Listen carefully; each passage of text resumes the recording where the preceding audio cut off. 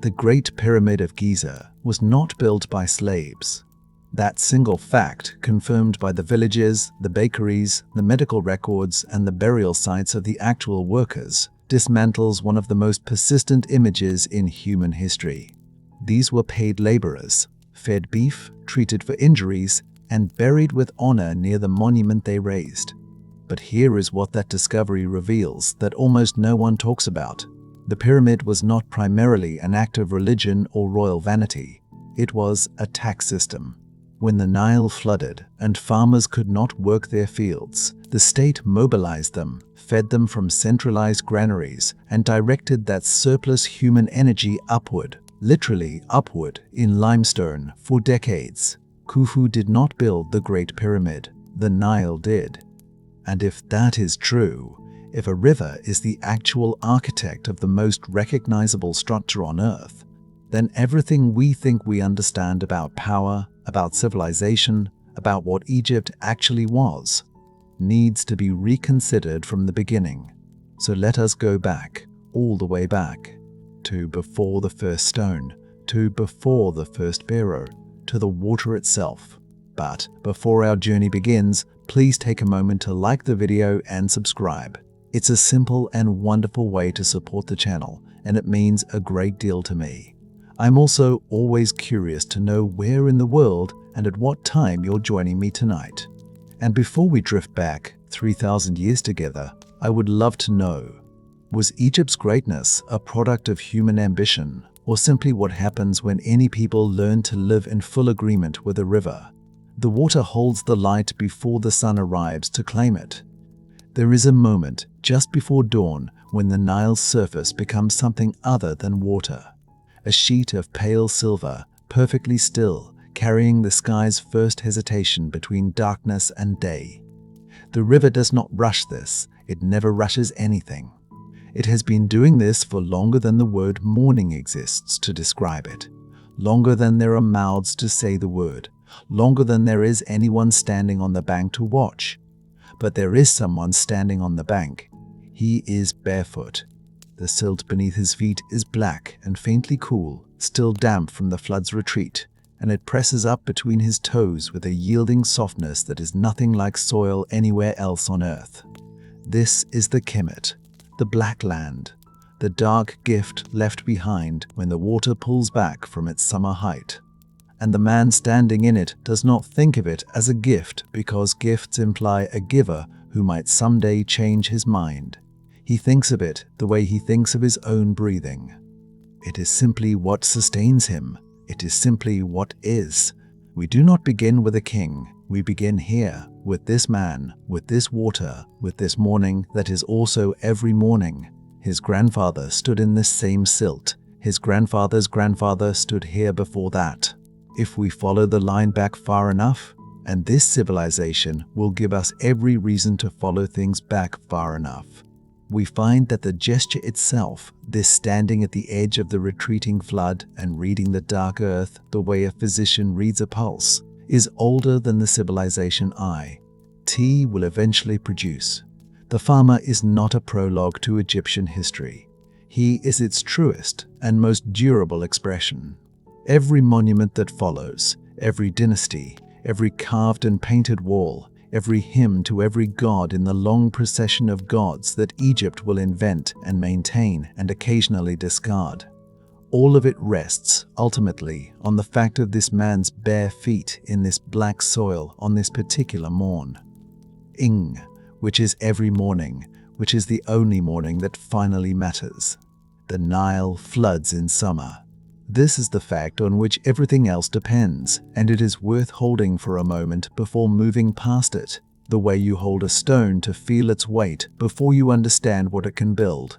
Other great rivers of the ancient world flood in spring, when the snowmelt arrives and the soil is still cold, when the timing of flood and planting are perpetually in conflict.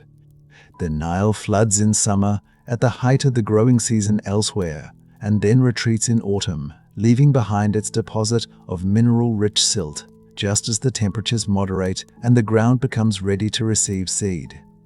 A farmer who plants in this soil, in this season, with this water table still close beneath the surface, does not struggle to produce a harvest. He struggles occasionally to contain one. A single season's planting can sustain a population for a full year. Let that land without decoration. Its implications are vast. A people shaped by this abundance learn, before they learn anything else, that survival is not an individual project. The flood does not arrive for one man. It does not negotiate with single farmers standing alone at the water's edge. It arrives for everyone at once, across a valley that stretches from the first cataract in the south to the broad, braided delta in the north, a distance of more than 1,000 kilometers. And it requires, if its gifts are to be fully received, a collective apparatus of measurement and management and distribution that no single family, no single village can provide for itself. The river teaches cooperation the way a cold winter teaches it, the way a shared enemy teaches it, not through inspiration, but through the blunt arithmetic of necessity. And so, as the farmer on the bank is joined by others, we should resist the temptation to see a celebration. These are not people gathering to marvel at the water. They are workers already calculating, already measuring the flood's height against the Nilometer's marks, already reading the color and texture of the silt to estimate this year's yield, already entering, for another year, the agreement with the land that defines them. There is no ceremony in it. There is something better than ceremony. There is competence, the deep, undemonstrative competence of people who have been doing this long enough that the knowledge lives in the body rather than the mind, in the feet rather than the head. If we pull back now, if we let the eye rise above the valley and look down at the full length of what the Nile has made, we see something that should stop us entirely. A thread of green, impossibly narrow, pressed between the desert on both sides with a precision that looks deliberate, as though some vast and patient hand has drawn a single line of life across an otherwise absolute emptiness. To the east, the eastern desert rises toward the Red Sea. To the west, the Sahara extends without interruption toward the Atlantic. And between them, this ribbon, this improbable corridor of black soil and green growth and moving water, sustains, at its height, one of the most densely populated and elaborately organized societies the ancient world will ever produce. Not because Egypt has exceptional resources scattered across a broad territory, the way Rome will. Not because it sits at the crossroads of trade routes, the way Babylon does.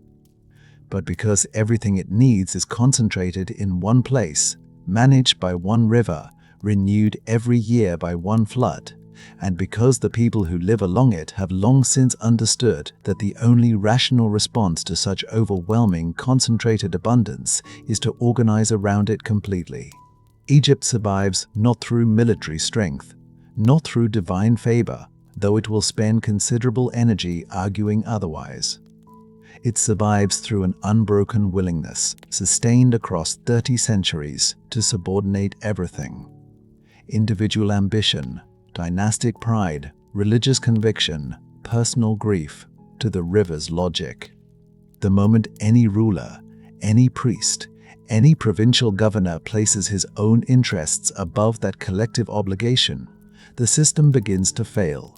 This is the central truth the narration will return to again and again across the long night ahead. But we are not ready for the failing yet. We are still here at the beginning, in the first light, with the water still retreating and the soil still dark and the farmer still reading what the river has written. Around 3100 BC, the date is approximate, the truth is exact. A king from the south marches north and does something that will echo for 3,000 years. He unifies.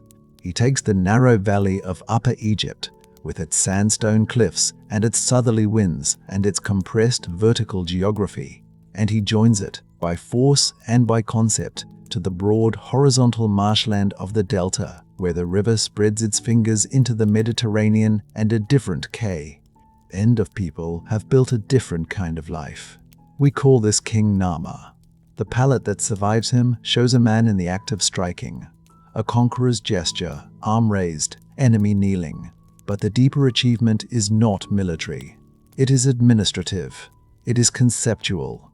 Narmer does not simply defeat a rival. He creates an idea, the two lands, held together by one crown, one authority, one organizing will. Every pharaoh who follows him inherits not just a throne, but this idea, that Egypt is always, fundamentally, the management of a river's gifts across two different landscapes, that the crown exists not to glorify the man who wears it, but to maintain the agreement between the human world and the water that makes the human world possible.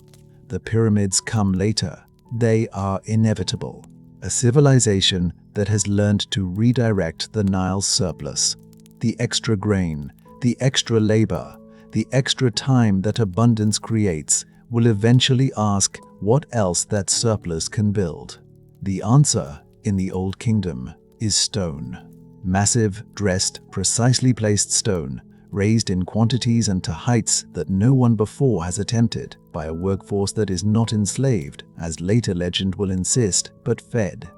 Fed by the surplus the river generates, paid in bread and beer and medical care, and the knowledge that they are building something that will outlast every living thing they have ever known. The step pyramid at Saqqara is the first proof of concept. The first demonstration that organized human labor, properly nourished and properly directed, can reshape the surface of the earth.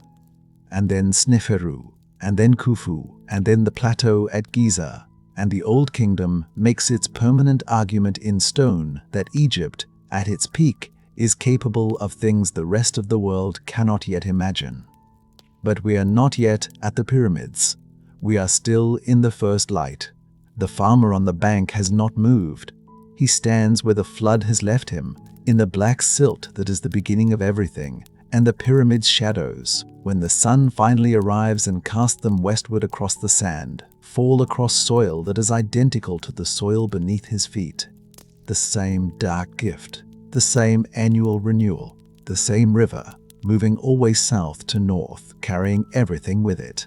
The minerals of the Ethiopian highlands, the seeds of upstream plants, the memory of every flood that has come before, and the faint, patient knowledge that it will outlast whatever the people on its banks decide to build.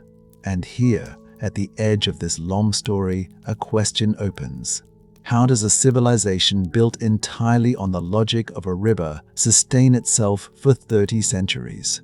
How does it outlast the Akkadians, the Minoans, the Hittites, every contemporary empire that rises in the ancient world and falls before Egypt does? How does it survive invasion and fragmentation and religious revolution and foreign occupation and still, in the end, still lose? The farmer on the bank does not look up. He is already measuring the silt's depth with the careful attention of someone who has been doing this his entire life, who learned it from his father, who learned it from his father before him, and who understands, in a way that requires no articulation, that the answer to every large question ends here, in the black soil, in the retreating water, in the agreement between the people and the river that has to be renewed every single year or it ceases to hold. He already knows the answer.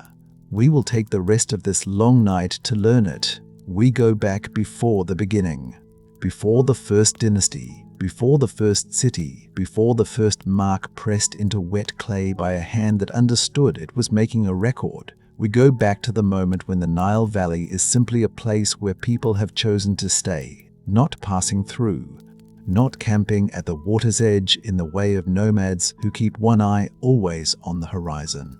Staying, returning each season to the same high ground above the floodplain, to the same cluster of reed houses, modest and impermanent, walls woven from what the river's margins provide. These structures ask nothing of permanence. They lean into the wind and are enough. But beside them, always beside them, built with greater care and greater intention than anything a family sleeps in, the granaries. Thick walls, raised floors to keep the moisture out, sealed against the insects, against the rot, against the long, dry months when the Nile pulls back into its channel and the earth hardens and the sky offers nothing. The granary is the first monument, not a temple, not a palace, not a tomb carved into the living rock of a hillside, a place to keep what the river gave, against the season when the river gives nothing. This is where civilization begins. Not in the aspiration toward heaven, but in the practical acknowledgement that abundance is temporary and must be managed with great seriousness if it is to carry anyone through to the next abundance. The river that makes this possible is unlike any other river on earth, and the people who live beside it sense this even before they have the language to explain it. The Nile runs south to north. This is unusual, but not extraordinary. What is extraordinary is the wind. The prevailing wind along the Nile Valley blows north to south, upstream against the current, with a consistency so reliable that it seems less like weather and more like intention. A boat on the Nile can raise its sail and travel south against the water, carried by the wind. When the journey is done, it can lower the sail and drift north, carried by the current, without effort in either direction. The river is, before anyone has thought to call it such, a road that works in both directions simultaneously, that requires no maintenance, that does not flood in winter or crack in summer, that connects every community along the valley to every other community, the way a nervous system connects the body's extremities to its center. It is already there, fully formed, waiting for a civilization to use it. The civilization is still learning what it is. What archaeology recovers from these early centuries, the pre-dynastic period that stretches from roughly 5,000 years before the Common Era down to the threshold of recorded history, is not dramatic. It does not announce itself, but it is, in its quiet accumulation, extraordinary. Pottery appears, and it is not crude. The Naqada culture, which archaeologists trace along the upper valley from around 4,000 years before the Common Era, produces vessels of red polished clay with geometric designs in cream and white, triangles, water patterns, the stylized shapes of flamingos and hippopotami, and boats with high prows. These are not the marks of people struggling to survive. These are the marks of people with enough time, enough security, enough surplus to care about beauty. The granary has done its work. The river has given them the gift of leisure, and they are already using it to make things that mean more than they need to.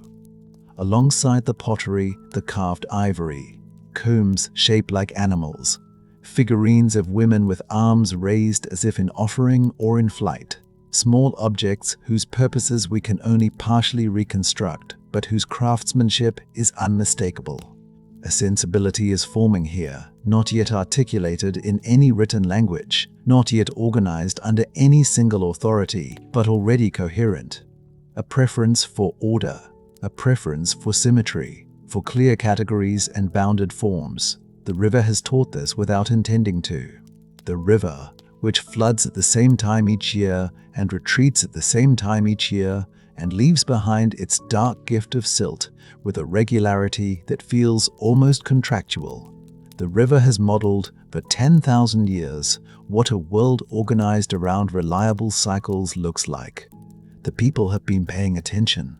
And then there are the palettes, flat slate objects, oval or shield-shaped, used at first for grinding cosmetics, the malachite and ochre that protect the eyes from the desert glare that mark the face for ceremony. In the early pre-dynastic period, they are simple, undecorated, functional. But as the centuries pass, they grow larger, more elaborate, more clearly ceremonial. Animals appear on them, arranged in registers, moving in procession. The act of grinding pigment becomes secondary to the act of display, of record, of assertion. The palette is becoming something new. It is becoming a medium for the communication of power. By the time we reach the threshold of recorded history, the palette is no longer a cosmetic tool at all. It is a political document. It tells stories about who has defeated whom, who stands over whom, whose authority extends in which direction. The object has evolved, and in its evolution we can trace the evolution of the society that made it. from communities organized around shared labor and shared storage to communities organized around hierarchy and the careful representation of that hierarchy in lasting form.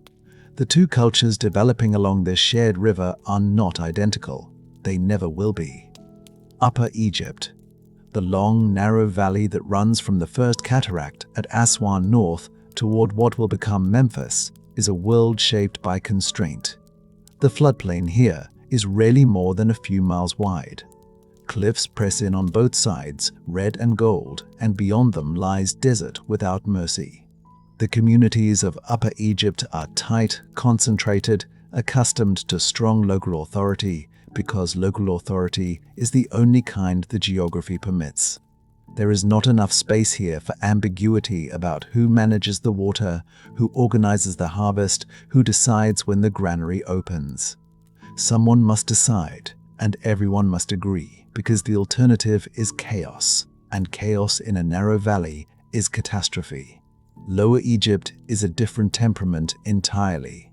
The Delta, where the Nile fans out into multiple channels before reaching the Mediterranean, is a world of diffusion, of marshland and open sky, of papyrus thickets and waterbirds, and the smell of salt coming in from the sea. The communities here are more spread out, more varied, more exposed to the trade routes that reach east towards Sinai and the Levant, and west along the coast toward Libya and beyond. Lower Egypt knows more about the wider world, is less defined by a single channel's discipline, carries a different kind of knowledge. These are not simply political predecessors to unification. They are two different ways of being human along the same water. Two temperaments the river has produced from its own varied geography, the way a single river can produce a canyon in one place and a delta in another, both from the same source, both shaped by the same force applied to different terrain. The tension between them is not a problem to be solved. It is a rhythm to be managed. And this rhythm, once established, will pulse beneath every dynasty, every campaign, every religious revolution and architectural ambition for the full 3,000 years of the journey ahead.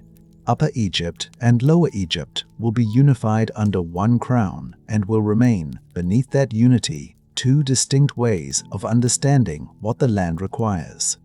Every pharaoh who rules both will spend some portion of his energy holding them together.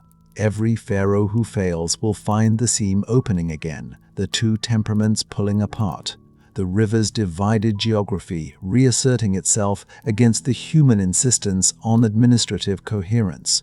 But that is later.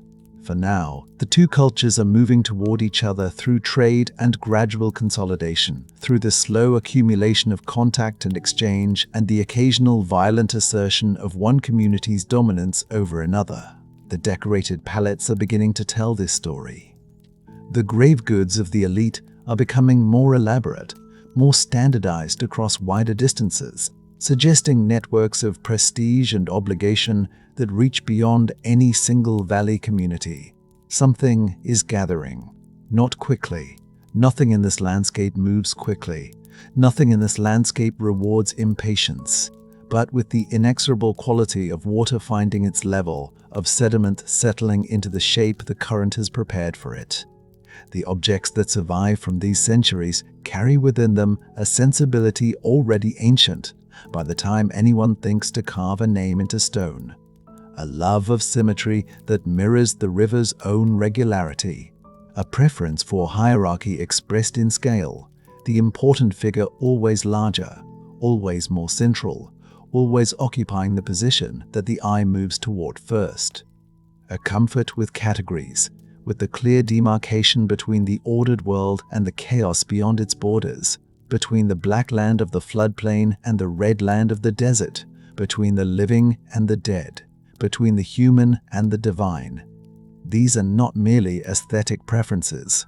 They are a philosophy, worked out over centuries of living beside a river that itself embodies the principle of order emerging from apparent chaos. The annual flood that looks like destruction and is actually renewal. The dark water that looks like threat and is actually gift.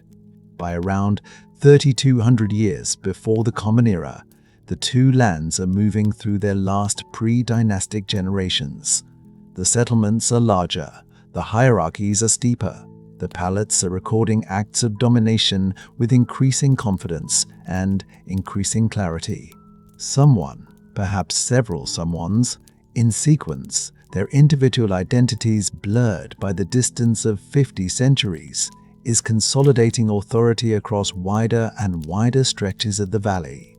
The river road carries not just grain and pottery now, but soldiers and messengers and the slow accumulating pressure of one political will extending itself northward or southward along the current. What is about to happen is not an accident. It is not the sudden inspiration of a single brilliant man. Civilizations do not begin with great men. They begin with conditions that make great men possible.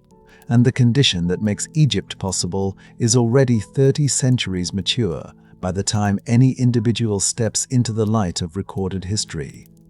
The river has been doing its work. The people have been learning its rhythms, storing its surplus, carrying its gifts up and down the valley on the reliable alternation of wind and current. The granaries are full. The palates are ready to record what comes next. The sensibility is formed. The philosophy is in place. The geography has done everything geography can do.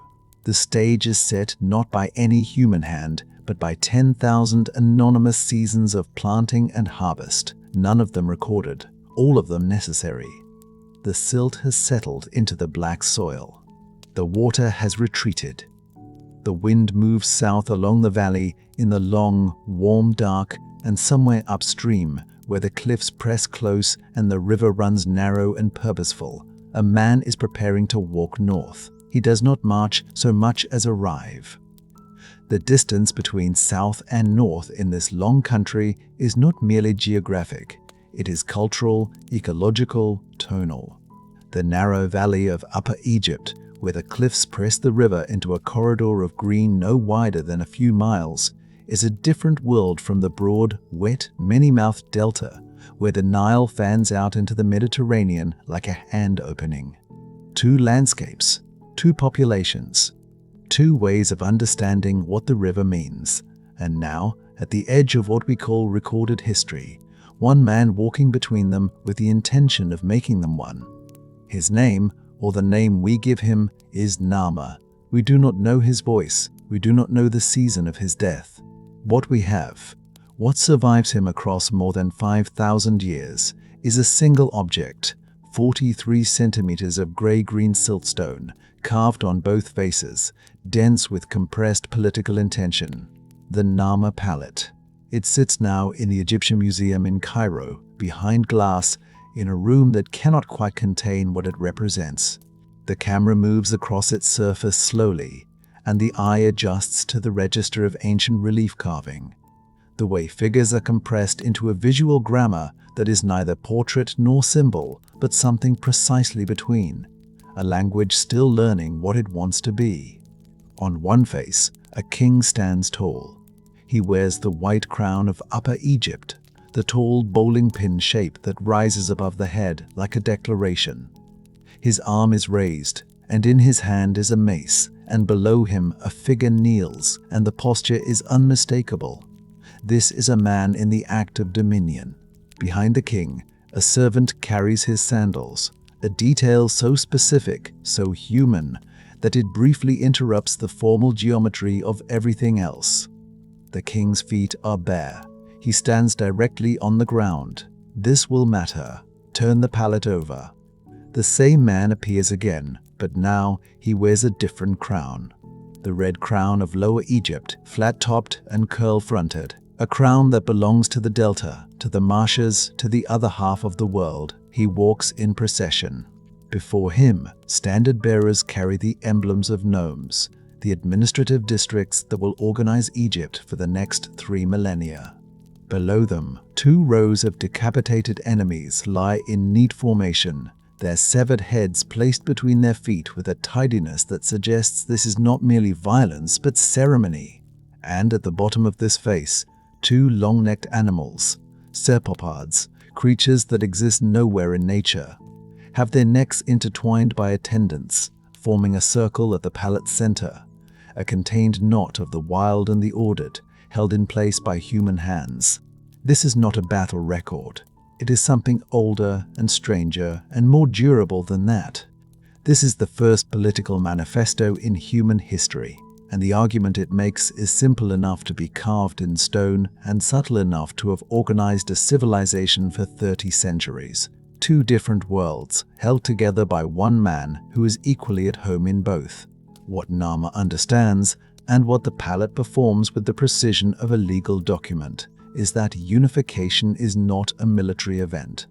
It is a conceptual one. You can defeat an army in a season. You cannot defeat a landscape.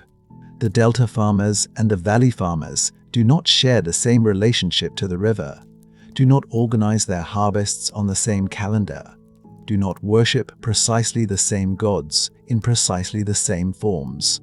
To govern both, you cannot simply conquer one and absorb it into the other. You must become legible to both simultaneously. You must be the white crown and the red crown, the narrow valley and the open marsh, the raised mace and the processional walk. The palette does not record two separate events. It records one argument made twice from different angles, in different registers of power. The man in the white crown and the man in the red crown are the same man. That is the entire point. Whether the unification happens in a single campaign or across a generation of accumulated pressure, through marriage alliances and economic agreements and small military actions and the slow gravitational pull of administrative efficiency, we cannot say with certainty. The palette performs the event as a moment because political authority requires moments, requires the clean narrative of before and after. But the deeper truth, the one that the civilization itself will spend centuries quietly confirming, is that unification is a process that never quite finishes. Every pharaoh who follows Narmer will spend some portion of his reign re-arguing the case, reminding both landscapes that they belong together, that the crown that holds them is legitimate, that the man who wears it has the authority to manage what the river provides. Memphis is founded at the junction. This is not coincidental. It is, in fact, one of the most deliberate acts of political geography in the ancient world. Narmer's successors, or perhaps Narmer himself, the sources blur at this distance, establish the capital of the unified state precisely at the point where valley becomes delta, where the narrow corridor opens into the fan, where Upper Egypt and Lower Egypt meet at the body. Memphis is not simply a city. It is a physical argument. Its location is its entire justification.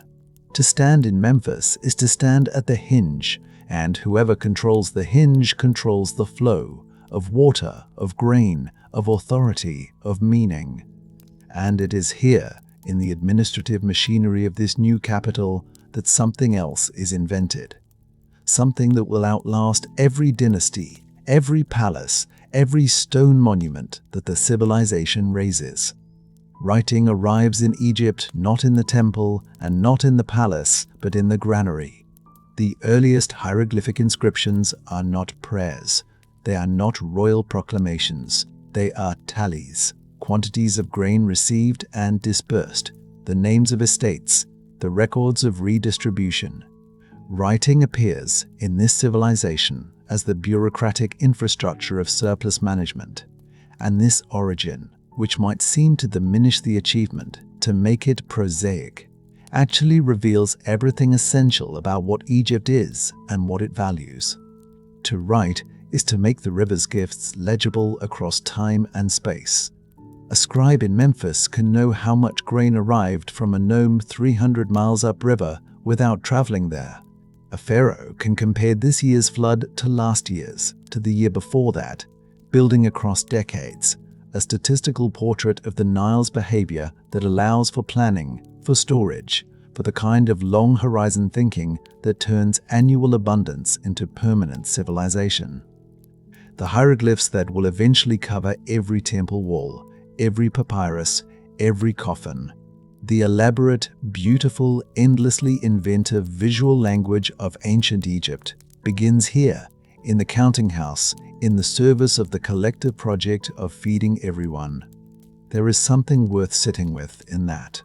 The first named genius in Egyptian history, Imhotep, is still generations away. The pyramids are still unimagined.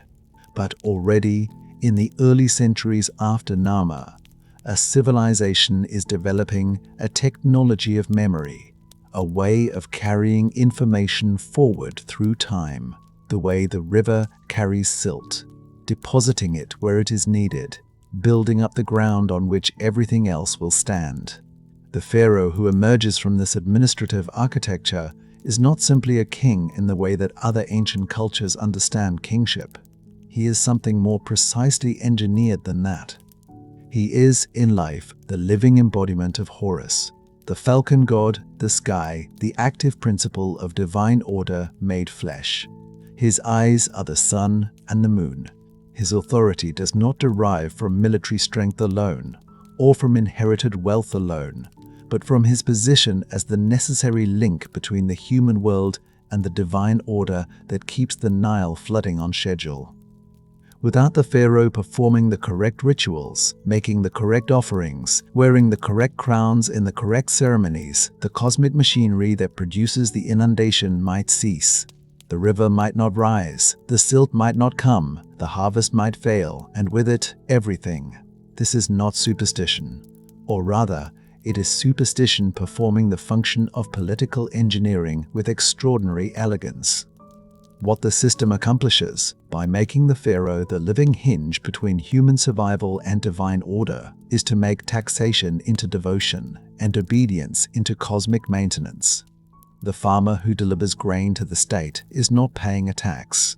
He is participating in the ritual that keeps the universe functioning. The laborer who works on the pharaoh's monument is not a conscript. He is a celebrant. The system converts the self-interest of survival into the collective project of civilization, and it does so not through force alone, but through a cosmological argument so total, so encompassing, so woven into every aspect of daily life that to refuse it would be not merely illegal, but literally incapable. After death, the pharaoh becomes Osiris, the god of the dead, the god of resurrection, the god whose annual death and rebirth is the mythological template for the Nile's own annual retreat and return. The living pharaoh is Horus. The dead pharaoh is Osiris. Horus is the son of Osiris. Every pharaoh is therefore his own father's resurrection, and his own son's divine parent. And the chain of royal succession is not merely a political lineage, but a cosmological cycle, turning like the river turns, like the seasons turn, like the stars turn above the valley in the long Egyptian Nile. 4. The ass, the bare feet of the king on the Narmer pallet, the detail that briefly interrupts the formal geometry, the servant carrying the sandals behind him. Those bare feet touch the black soil directly. The same soil the farmer stands in, the same silt the river leaves behind.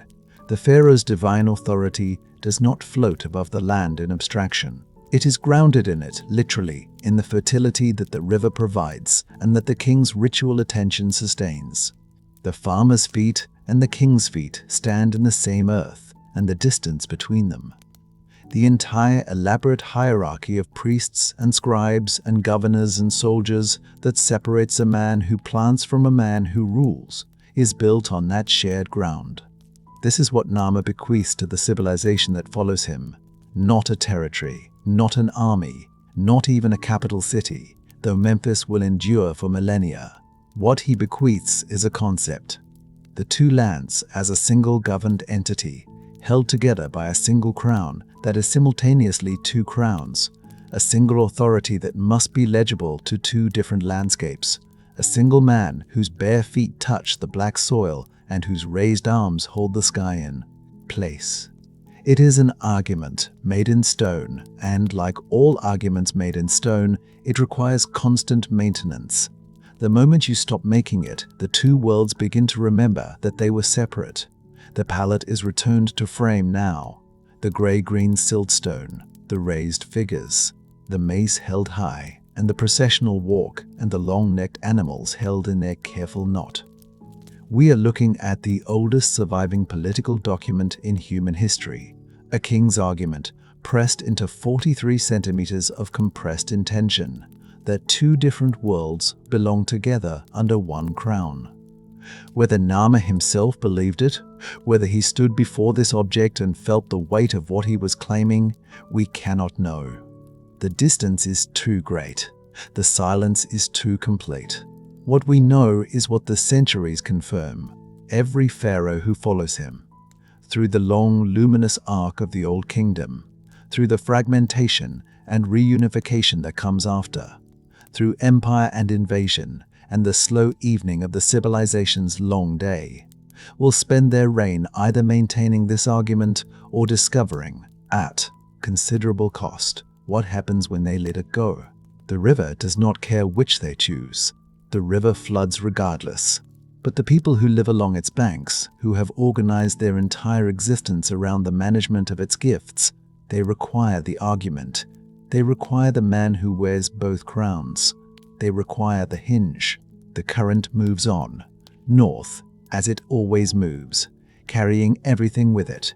The night settles over the valley, warm and ancient, and somewhere in the darkness, the silt is already beginning to settle into the waiting ground. 3 generations pass in the way that generations always pass along the river, not quickly, not slowly, but with the particular patience of a place that has learned to measure time in floods rather than years. The 3rd dynasty opens without ceremony.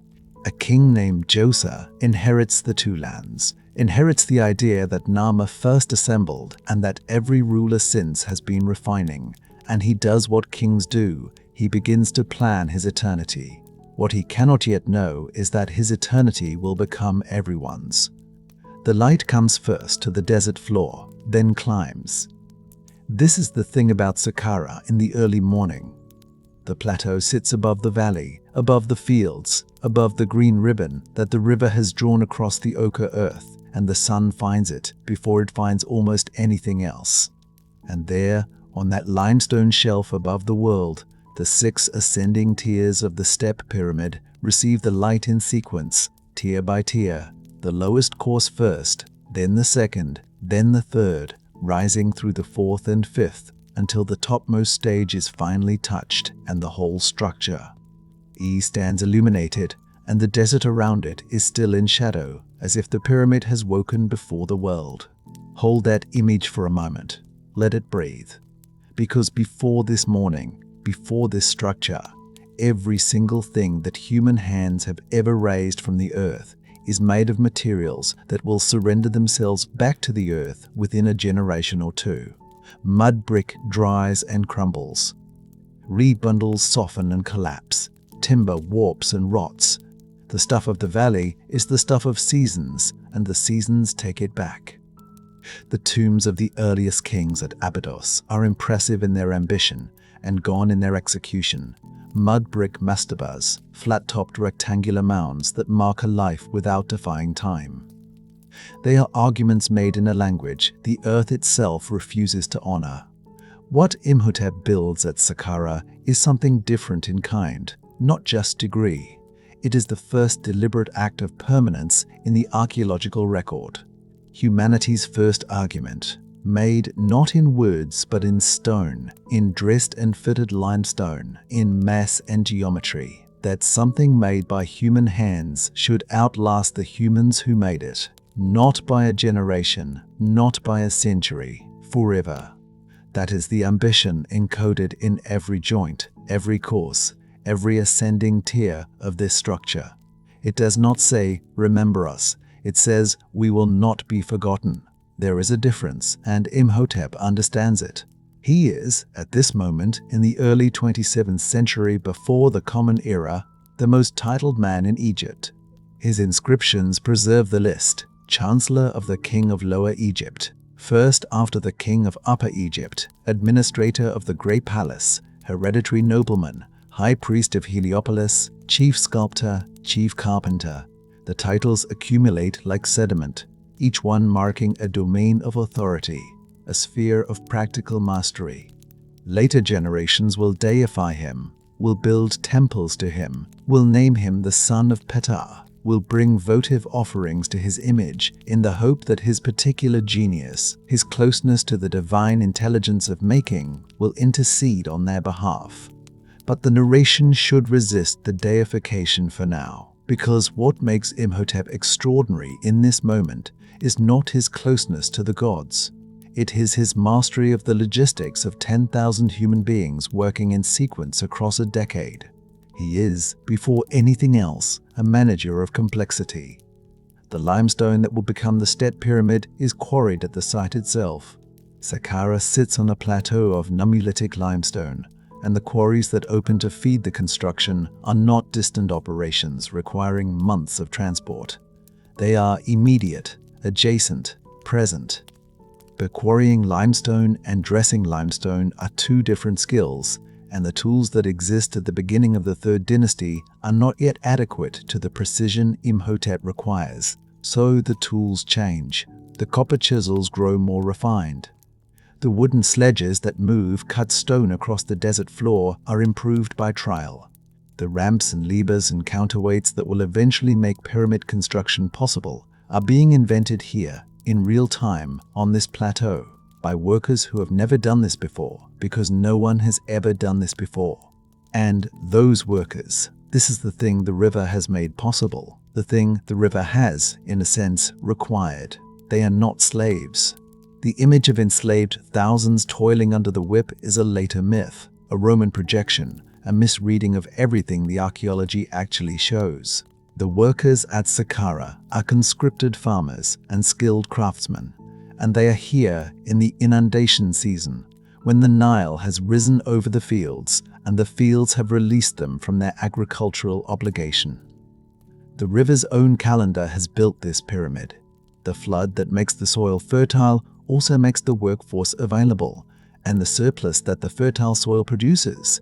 The grain stored in the state granaries, the bread and beer that the workers receive as wages, is what feeds them while they work.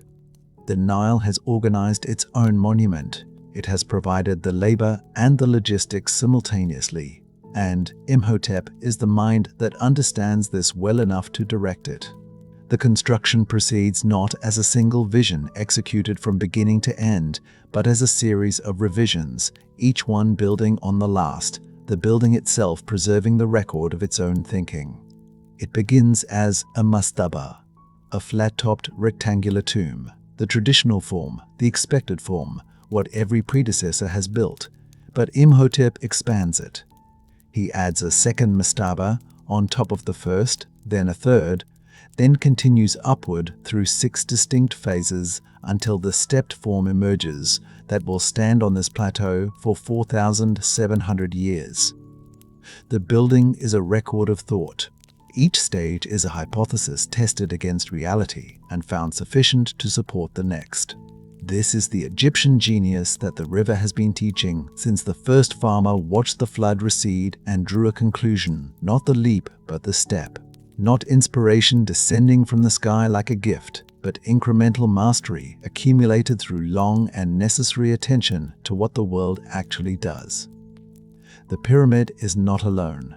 Imhotep encloses the entire complex within a great limestone wall, nearly a mile in perimeter, its surface articulated with projecting panels and recessed niches that echo the mud brick palace facades of the earliest dynasties. The past honored in the new material, the old forms translated into permanence. Inside the enclosure, buildings cluster around the pyramid's base, dummy structures with sealed doors, facades without interiors, buildings that exist as ritual presences rather than functional spaces, populated by the eternal rather than the living. There are courtyards for the Hebsed festival, the ritual renewal of the king's power that he will celebrate in death as he celebrated it in life. There is a hypostyle hall, and here the word must be said carefully because what Imhotep is inventing in this hall is the column, the architectural column as a structural and aesthetic element, tapered and fluted and engaged in the wall, stone imitating the bundle of papyrus reeds that held up lesser buildings. He is translating the valley's own vegetation into architecture. He is building with metaphors. He is doing this for the first time in the history of the world. The workers move through the complex in shifts that the archaeology of the workers' village at Giza will later illuminate in detail. We know the rations, the medical care, the organization into named gangs that competed with each other in good-natured rivalry. We know that the state fed them well, better than the average farmer ate, because the state understood that this work required strength and sustained it accordingly.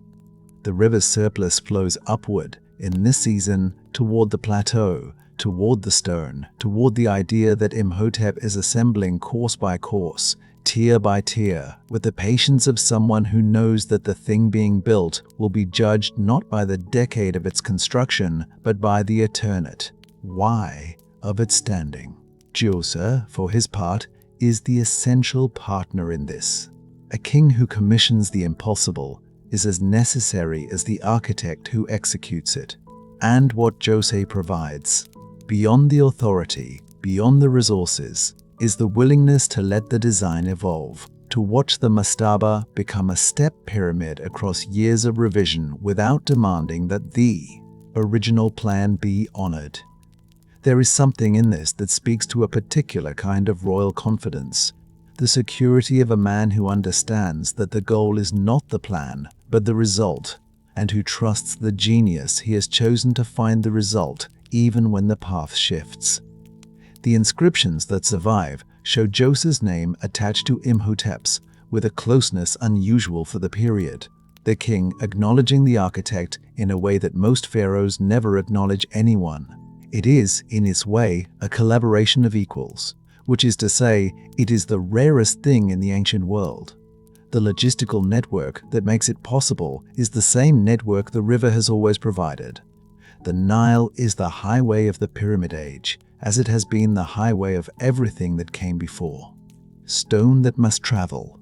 Granite from Aswan, basalt from the Fayum, alabaster from the eastern desert. Travels by water, loaded onto barges during the inundation when the river is highest and the distance between quarry and construction site is shortest. The communication that coordinates the quarrying and the transport and the construction flows along the same channels, the same boats, the same network of officials and scribes who have been managing the river's gifts since the first tax collector counted the first sack of grain. Imhotep does not build a new system. He inherits the system the river built and directs it upward, toward the sky, toward the stone that will not return to the earth. By the time the last course is set and the complex is sealed, something has changed in the world. Not in the river. The river does not notice. Not in the fields. The farmers plant as they have always planted. But in the space of human ambition, in the ceiling of what can be imagined and therefore attempted, something has shifted permanently. The question that existed before Saqqara was, what can we build? The answer was always bounded by the material at hand, by the season's labor, by the generation's memory. After Saqqara, that question is retired. It is replaced by a different question entirely, and the new question has no obvious ceiling. How large can we dare to go? The sun moves west across the plateau. The shadow of the step pyramid, which fell west in the morning, now falls east, stretching long and dark across the limestone floor of the enclosure as the afternoon deepens toward evening. The 6 tiers hold their light a little longer than the desert floor around them, as if the stone is reluctant to release the warmth it has gathered across the day. Below, in the valley, the river catches the last of the sun and turns it back as gold. Djoser will be buried beneath this structure, in a shaft cut 60 feet into the bedrock, surrounded by blue faience tiles that imitate the reed-mat walls of a palace, surrounded by carved reliefs of himself performing the eternal rituals that the living king performs, surrounded by the argument, he and Imhotep have made together, that a life organized around the river's gifts can produce something the river itself cannot produce, something that does not flood, does not recede, does not return to the earth, something that simply stands. Imhotep's name survives, his titles survive, his building survives. He is the first named genius in recorded history, and he earns that designation not through a single inspired act, but through the sustained application of intelligence to the problem of making the impossible practical. He will be worshipped for 2,000 years after his death. Sick pilgrims will sleep in his temples, hoping for healing dreams. His image will be carried in procession. He will be given a father who is a god. But here, in the long light of this particular evening, he is simply the man who understood that the river's calendar was also a construction calendar, that the flood season was also the building season, that the surplus stored in the granaries was also the wages waiting to be paid, that the network of boats and scribes and officials that managed the Nile's gifts was also, with the right direction, the engine of the impossible. 3 generations from now, a king named Khufu will stand on a different plateau a few miles north and ask the new question that Saqqara has made possible. His architects will answer it with 480 feet of limestone and mathematics, and the answer will be visible from space. But that comes later. Tonight, the shadow falls east. The river carries the last light north. The plateau cools, and the stone that will still be standing when every living thing on earth has been replaced 100 times settles into the desert silence with the quiet authority of something that has already outlasted everything that doubted it.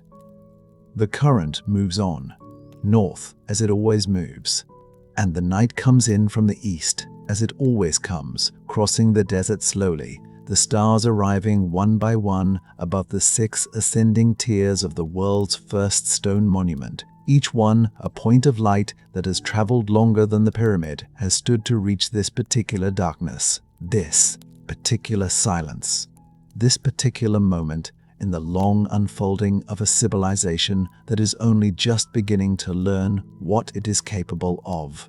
And now the knowledge gathered at Saqqara moves outward, like water finding its level across a plain. Sneferu inherits the throne around 2613 BC, and he inherits something else as well, a proof. Imhotep's stepped monument has demonstrated that organized labor, properly fed and properly directed, can lift stone above the horizon. What Sneferu wants to know is whether stone can be made to lift itself further still, whether the stepped form can be resolved into something smoother, something that does not read as accumulated layers but as a single gesture, a slope continuous from base to apex, a shape that suggests not a cumula, tion, but ascent. He will spend his reign trying to find out. He will fail twice. He will succeed once. And the record of all 3 attempts still stands in the desert south of Memphis, more honest than any inscription, more instructive than any text. The first attempt rises at a place called Midum, and it begins as a step pyramid in the tradition Imhotep established, 7 tiers, then 8, then encased in smooth white limestone to fill the angles in. The casing does not hold. At some point, possibly during construction, possibly later, the outer shell shears away, and the core beneath is left standing like a tower above a skirt of its own debris. The Egyptians do not demolish it. They do not erase the failure. They leave it exactly as it is, and it stands there still, a truncated form rising from a rubble field, evidence that the desert does not hide its lessons. Sneferu moves south to Dashur and begins again. The bent pyramid is the chapter's first great image and its most instructive one, because the bend is not a flaw. It is a decision, visible from miles away, preserved in stone for 45 centuries. The original angle of ascent is 54 degrees, steep and ambitious. Somewhere around the midpoint of construction, the engineers noticed something in the interior chambers. Stress fractures, settling, the weight of ambition pressing down harder than the calculations had allowed. They do not stop. They do not abandon the structure.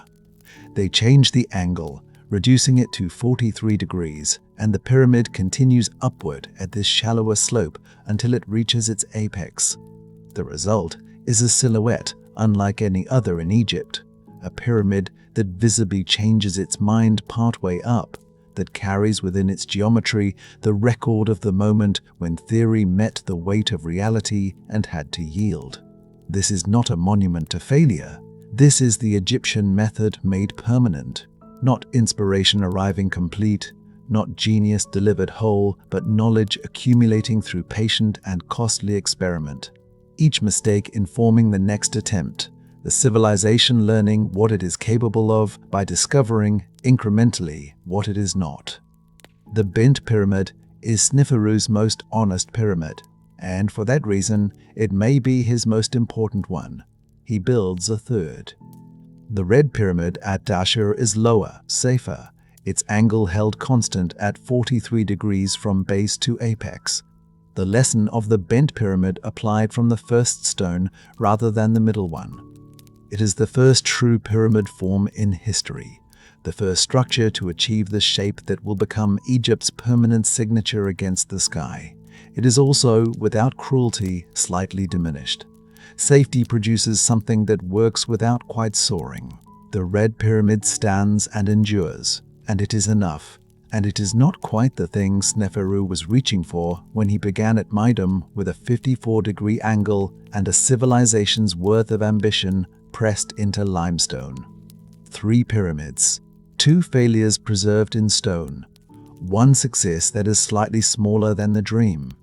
Sneferu earns his place as the most interesting pyramid builder precisely because his record is imperfect, precisely because the desert has kept the evidence. Then the chapter shifts register entirely, and the shift should be felt. Khufu inherits a throne, a method, and a plateau. He inherits the knowledge Sneferu purchased through iteration, the engineering refinements accumulated across 3 building programs, the organizational infrastructure that has learned to move stone at scale.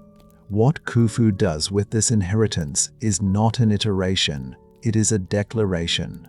The Great Pyramid of Giza is the largest stone structure ever built by human hands, and it is built not at the end of Egypt's confidence, but somewhere near the middle of it, at the moment when the civilization's organizational capacity and its available surplus align in a way that will never quite align again.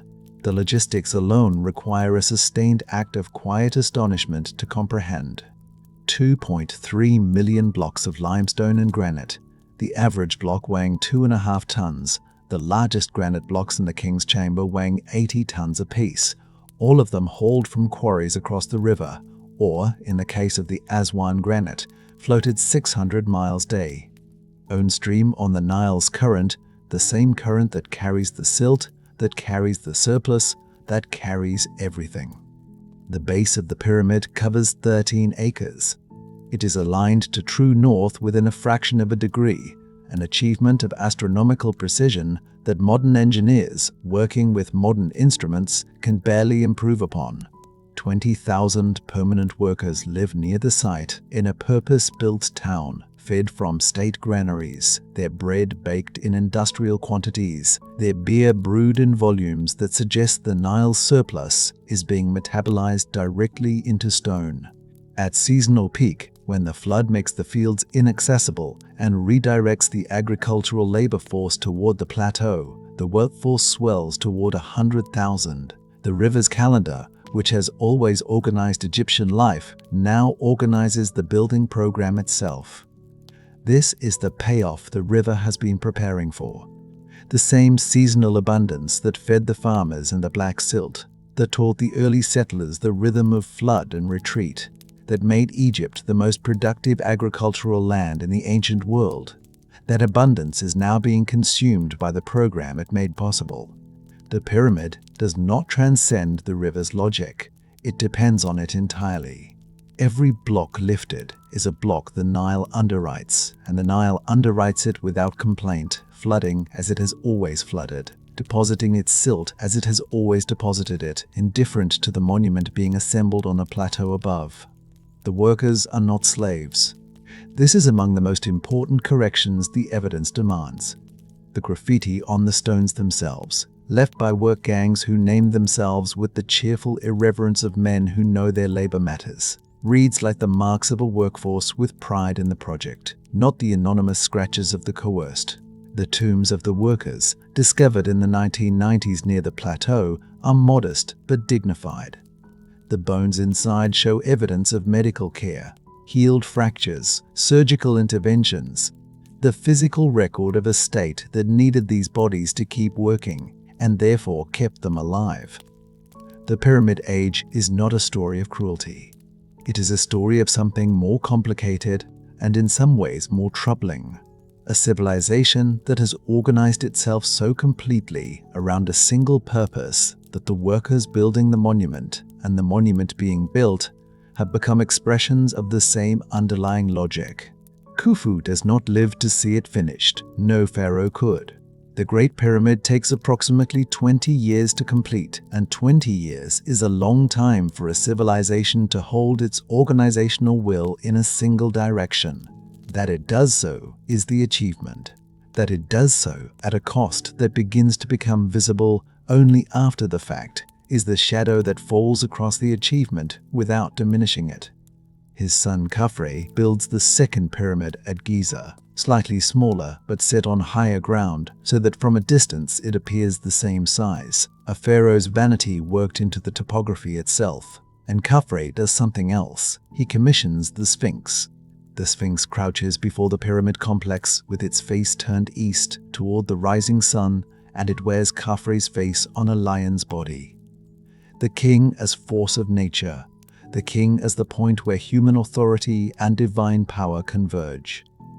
It is carved from an outcropping of limestone that the quarrying operations had left standing on the plateau, the stone repurposed rather than imported, the monument emerging from what was already there. This is, in miniature, the Egyptian method, not the imposition of an alien vision, but the revelation of a form already latent in the material, the civilization reading what the land offers and working within it. But the Sphinx also watches. Its eyes are turned east, and the east is where the world beyond Egypt lies. The Sinai, the Levant, the desert roads that lead to places the river does not reach. There is something in that eastward gaze that suggests awareness, a monument built at the height of Old Kingdom confidence that nonetheless looks outward with an expression that 45 centuries of wind and sand have worn into something that reads now as patience, or endurance, or the face one makes when one has been watching a long time and expects to be watching still. Beneath that gaze, and beneath the shadow of the pyramids, something else is accumulating. Not stone, not surplus, something quieter and more corrosive. The nomarchs are the provincial governors, the administrators of Egypt's districts, the men the crown appoints to manage the Nile's gifts at the local level, to organize the irrigation, collect the taxes, direct the labor, ensure that the surplus flows upward toward Memphis and the building program that Memphis requires. They are essential to the system. They are also, slowly, becoming something the system did not intend them to become. A nomarch who governs a district long enough begins to know it better than any central administrator can. He builds relationships, accumulates local loyalty, arranges marriages, acquires land. His tomb, when he builds it, is not in the royal necropolis, but in his own district, a choice that seems small and becomes significant, because a man buried in his own district is a man who has decided his identity is rooted there rather than in the crown's service. The nomarchs are not rebels. They are not, yet, a threat. They are background texture in the great tapestry of the Old Kingdom, barely visible against the overwhelming fact of the pyramids. But they are there, and they are growing, and the pyramid program that consumes so much of the crown's organizational attention cannot also attend with equal care to the slow dispersal of loyalty happening in the districts below. Menkaure builds the third pyramid at Giza, and it is smaller than Khafre's, which was smaller than Khufu's. The mathematics are simple, and the implication is plain. The ambition is beginning to leave the stone. It is not that Menkaure is less capable or less determined. It is that the surplus has been spent.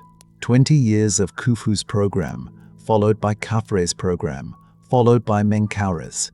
3 generations of redirecting the Nile's abundance from subsistence and maintenance into monument have drawn down the reserves that the river deposits, but cannot, in a single generation, fully replenish. The system is not broken. The floods still come. The silt still settles. The farmers still plant. But the margin between what the land produces and what the building program requires has narrowed, and a civilization operating on a narrowed margin begins to make different choices, begins to distribute authority differently, begins to allow the nomarchs their accumulations because the crown no lon. Gur has the organizational surplus to reclaim them. The dusk comes slowly to the Giza plateau. The shadows of the 3 pyramids lengthen eastward, crossing the desert floor in long diagonals, and the Sphinx sits in the last of the light, with its face still turned toward the horizon it has always watched. The wind that moves across it now is the same wind that moved across it when Khafre's masons set down their tools and walked away. That same warm, dry, abrasive wind that has been removing the Sphinx's features, one grain at a time for 45 centuries, patient as the river, indifferent as the DD. Ezert, doing its work in the same quiet way that all geological forces do their work, without announcement, without pause. The sun completes another circuit, 17,000 circuits since the masons walked away. 17,000 mornings when that eastern light has caught the Sphinx's worn face and found it still there, still watching, the expression neither triumphant nor defeated, but simply continuous, a monument to the fact that endurance is not the same thing as permanence, that something can last an Ix, almost incomprehensible length of time, and still be, grain by grain, dissolving. The Old Kingdom is at its apex. The Old Kingdom is at the beginning of its decline. These 2 facts are not in contradiction. They are the same fact, observed from different distances, and the Sphinx watches both of them with the same worn patience, the same eastward gaze, the same face that Khafre gave it, and the wind has slowly been taking back. The Pyramid Age has spent exactly the surplus that made it possible. The kings who come after Menkaure will build smaller pyramids and then smaller still, as if the ambition is draining out of the stone the way water drains from a field after the flood has passed. Not all at once, not dramatically, but steadily, quietly, until what remains is the dark silt and the memory of the level the water once reached, and the knowledge that the river will flood again, and that what rises next will be built by different hands in a different season toward a different kind of height. The plateau holds the silence now. The stars arrive above the pyramids one by one, each one a point of light that has traveled longer than the stone has stood, crossing distances the Nile cannot measure and the pharaohs could not name, reaching this particular darkness above this particular plateau to find 3 monuments that once are, acquired a civilization's entire surplus to build, and that now require nothing at all, nothing except the desert's patience and the night's depth and the long, slow current of time that carries everything, including the memory of what it cost to make something that would last. And yet, a few miles to the south, there is another pyramid. It does not announce itself the way Giza announces itself. There is no dramatic approach, no horizon-filling geometry, no sense that the earth has been persuaded to do something it would never have done on its own. It sits at Saqqara with a kind of quiet apology, its casing stones long since carried off by builders who needed limestone and found it here, already cut, already waiting. What remains is mostly rubble, a core of small stones and compacted fill that the desert is slowly reclaiming, returning the whole structure toward the shape it had before human hands intervened. From a distance, in certain lights, it looks less like a monument than a hill, a natural swelling in the sand, the kind of thing you might walk past without noting. This is the Pyramid of Pepi II, the last great king of the Old Kingdom. And the story of what it means, and why it looks the way it looks is not a story of failure exactly. It is something slower than failure, something more like the way a flame behaves when the oil that feeds it has traveled a very long distance and arrived, at last, nearly spent. Pepi II comes to the throne as a child, 6 years old perhaps. The precise number is uncertain, as so many numbers from this distance are uncertain, but the image is clear enough. A very small boy in the double crown, seated on a throne built for a man, the whole apparatus of divine kingship arranged around a person who cannot yet read the inscriptions, that is, describe his own divinity. His mother governs as regent, the court manages. The machinery of the state, so carefully assembled over centuries, runs on its own momentum, as machinery will when no one is actively steering it. What follows is 94 years. 94 years. The longest reign in recorded human history. Long enough for the children of his earliest courtiers to grow old and die in his service. Long enough for the provincial governors, the nomarchs, those men of accumulated local authority whose rise has been building quietly through the reigns before him, to become not simply administrators but hereditary lords, their positions passing from father to son with the ease of inherited land, their loyalty shifting, almost without anyone deciding it should, from the crown in Memphis to the soil beneath their own fate. Pepi II does not make this happen through malice or neglect. He simply lives, and the state reorganizes itself around his longevity, the way water reorganizes itself around a stone that has been sitting in a stream long enough to change the current's path. This is entropy, not conspiracy. It is the natural behavior of any system whose center stops actively pulling energy back toward itself. The nomarchs do not rebel. They do not march on Memphis. They simply, over the course of decades, begin to govern. They collect taxes and keep more of them. They raise armies and call them their own. They commission tombs in their home provinces rather than in the shadow of the royal necropolis. And in those tombs they record their own achievements, their personal bravery, their local generosity, their individual relationships with the gods of their particular stretch of river, rather than the service to a distant crown. The visual language of these provincial tombs begins to diverge from the careful, controlled style that Memphis has spent centuries establishing as the standard. Local hands produce local art. The figures are cruder sometimes, more alive sometimes, always more specific to the place that made them. The center's authority to set the standard has quietly ceased to be felt. The temple priesthoods, meanwhile, have been accumulating something equally dangerous: exemptions. Across the generations of the Old Kingdom, pharaohs have granted religious institutions freedom from taxation, freedom from the labor levies that build the pyramids and maintain the canals, freedom from the administrative reach of the state. One exemption in a single reign is a gift. Exemptions compounding across 10 reigns, 15 reigns, the full long arc of the Old Kingdom, become a structural wound. The temples grow rich in land and labor, while the crown's resource base quietly contracts. By the time Pepi II's reign enters its final decades, the royal household is drawing on a pool of surplus that is a fraction of what it was when Khufu commanded the plateau at Giza. And then there are the irrigation networks. Here is something the monuments do not tell you, something that does not photograph well and does not appear in the inscriptions that record military victories and divine appointments. Egypt's abundance is not simply the Nile's gift, it is the Nile's gift organized. The river floods each year, yes, and the silt it deposits is genuinely extraordinary, dark and dense and alive with the nutrients of equatorial Africa carried thousands of miles to this particular delta, this particular valley. But the flood does not distribute itself evenly. The water must be caught, held, directed.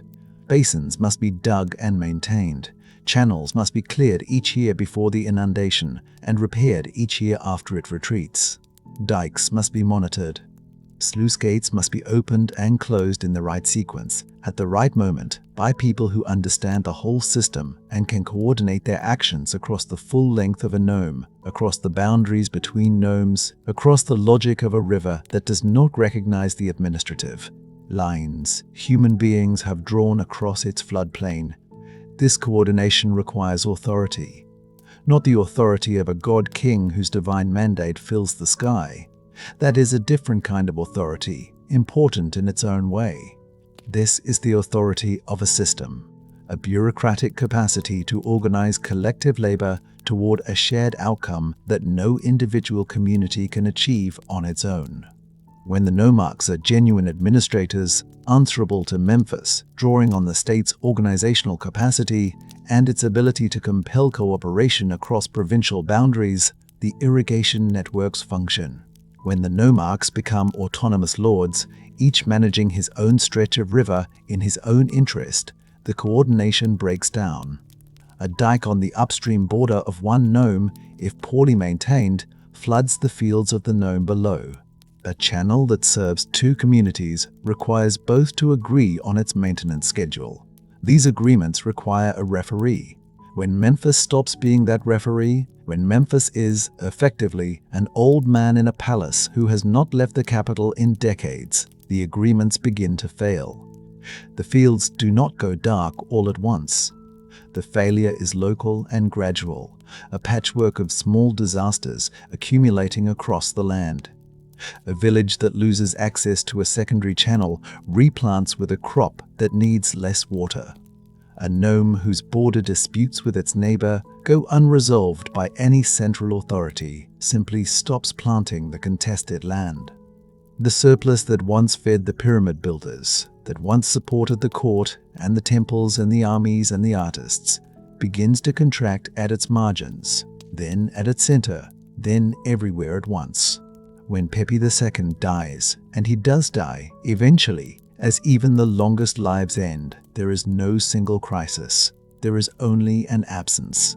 The organizing idea that has held the two lands together for nearly 5 centuries is no longer being actively maintained by anyone with the authority to maintain it.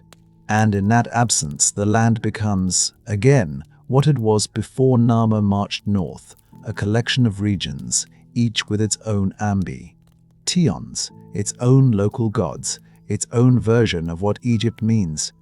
The period that follows, which later historians will call the First Intermediate Period, is not a dark age in the sense of ignorance or cruelty or the forgetting of everything that came before. The knowledge is all still present. The scribes still write. The farmers still plant. The priests still perform the rituals that keep the gods attentive to human need. The dead are still carefully prepared for the journey their theology requires. In the provincial cemeteries, the quality of the grave goods is often surprisingly fine. Local craftsmen, freed from the obligation to channel their best work toward the royal necropolis, producing objects of genuine beauty for local patrons who can now afford to be buried well. But the lamp burns low. It still burns, but it no longer illuminates the whole room. A man named Ipaware writes, or speaks, or dictates. The exact circumstances of composition are lost. A document that survives as the admonitions of Ipaware, a text that reads like a civilization trying to find language for something it does not yet have a name for. He writes, "The land turns round as does a potter's wheel. The robber is a man of wealth. The poor man is full of joy. Every town says, 'Let us suppress the powerful among us.' The gates, columns, and walls are consumed by fire. The civil servants are killed. Their records are taken away." He writes, "See now, the fire has gone up on high, and its burning goes forth against the enemies of the land." He writes, "Would that it were the end of men, no conception, no birth. Then the earth would cease from noise, and tumult would be no more. Let that voice rest a moment. Let it carry its own weight across the distance it has traveled. This is not the voice of a man who has lost everything. It is the voice of a man who remembers what everything looked like and is watching it become less. The Nile is still there. The silt is still dark and rich. The knowledge of how to build, how to organize, how to feed a population from a river's annual gift. None of that has left the land. What has left is the institutional capacity to turn that knowledge into something larger than any single community's survival. The nomarchs rule their nomes.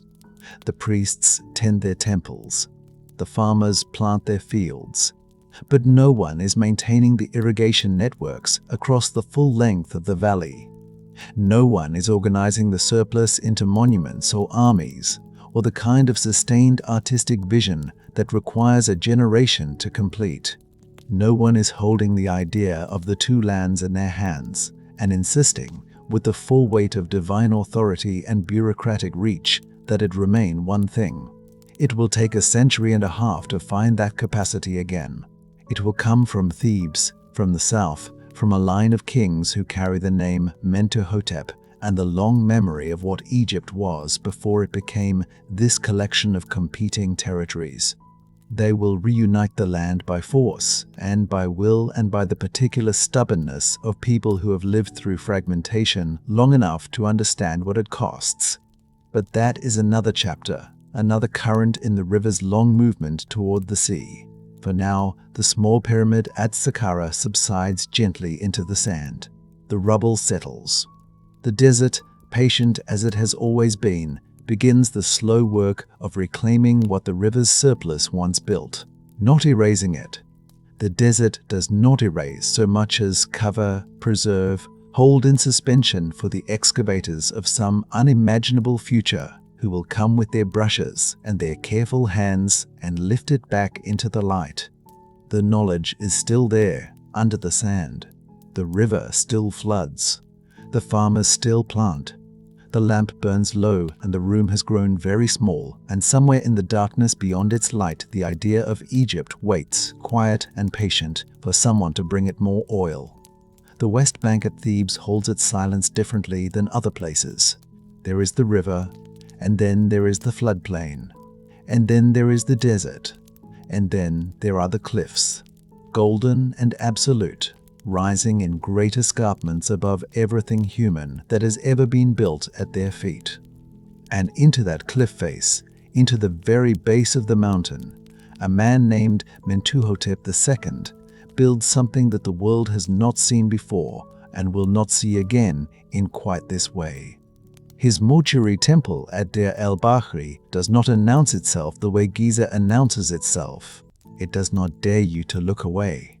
It steps upward, terrace by terrace, colonnade by colonnade, each level drawing the eye, not outward toward the horizon, but inward toward the rock, as though the building is seeking shelter, as though it remembers what exposure costs. Stand before it, and you understand something before you understand anything. The pyramid says, "Nothing can touch me." The terraced colonnades of Deir el-Bahri say something quieter and harder to name. They say, "I have been touched. I am still here." This is the architecture of a civilization that has passed through its first great unmaking and come out the other side with its eyes open. The Old Kingdom built at the scale of eternity because it did not yet know that eternity could be interrupted. The Middle Kingdom builds at the scale of a people who have watched their certainties dissolve and chosen, despite everything, to build again. The difference is not merely aesthetic. It is the difference between confidence and courage, and it lives in the stone. It takes 3 kings to get here, not one decisive figure, not a single campaign of overwhelming force, but a dynasty of patient men working across generations toward a horizon they may not live to reach. The first of the Theban line pushes northward and loses. The second pushes further and holds more. The third, Mentuhotep II, finishes what his predecessors began, and he does it not in a single brilliant season, but over decades of grinding, incremental, unromantic effort. The military campaigns that reunify Egypt under his authority are real, and they are costly, and when they are over, he does not linger in their glory. He turns almost immediately to the harder work. Because what the first intermediate period has demonstrated, at enormous cost, is that an Egypt of competing governors is an Egypt that cannot maintain itself.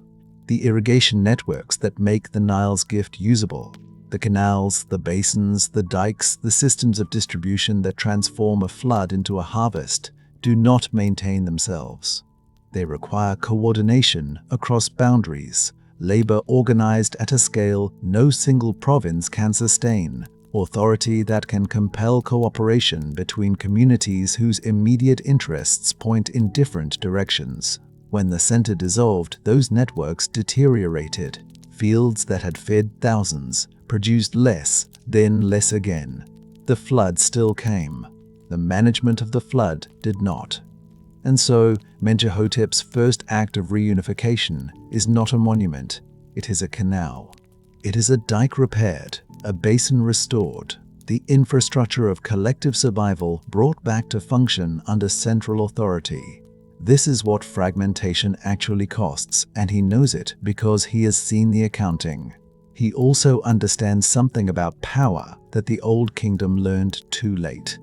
Provincial governors who inherit their positions from their fathers and their grandfathers accumulate loyalty that belongs to them personally, not to the crown. Over generations, that accumulated loyalty becomes a rival gravity, a second center of mass that eventually pulls the state apart.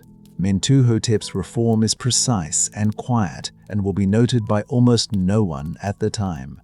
He begins replacing hereditary provincial administrators with appointed officials, men who hold their authority not by birth and not by land, but by delegation, by the crown's continuing confidence, revocable at will. They are answerable to him.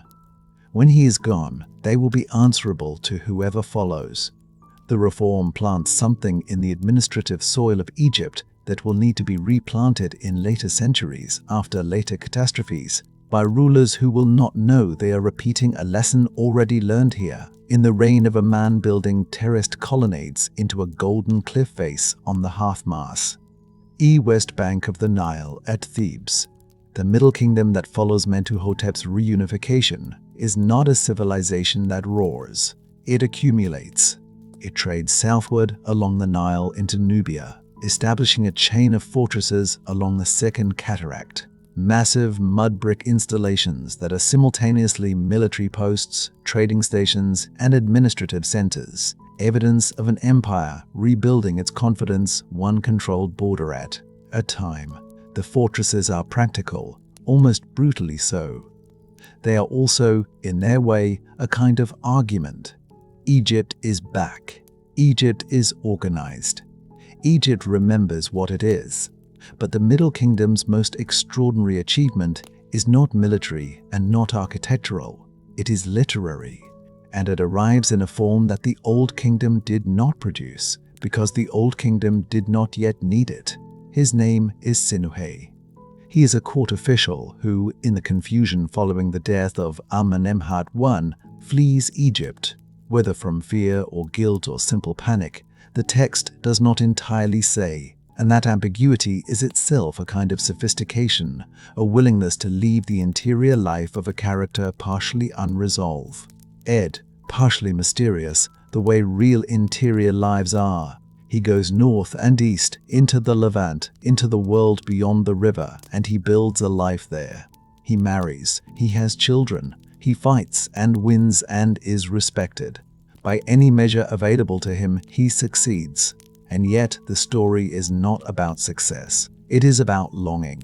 For decades, Sinuhe lives in a foreign land and dreams of Egypt. Not Egypt as a political entity, not Egypt as a system of governance or a religious framework, but Egypt as a body of sensory experience.